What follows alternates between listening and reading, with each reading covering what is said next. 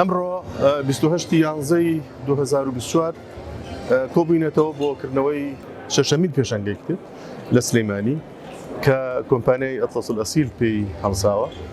بەڕاستی جێخۆیەتی کە ئێمە حەقیقەت بڵین کۆمپانیاکە لە بواری گەشەپێدانی ڕۆشنبیری و هەروەها لە بواری هاندانی وەبەرهێنانیش هاندانی بە بازارکردن بە شێوەیەکی گشتی ڕەسەنایەتێکی زۆر جوانی پاراستووە.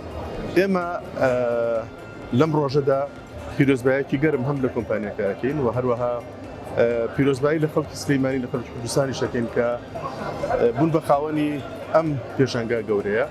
ئەمە زیاتر جوانەکانی سلەیمانیش تۆخ ئەکاتەوە و وا ئەکا باسکردن لە پایتەختی ڕۆشنبیری جددیتر بێ و یارمەتیدەرێکی باشە بێ بەتەکید هەروەکو نیازدارین کە سلەیمانی ببێتە پایتەختی ڕۆشنبیری هەموو عێراقیش.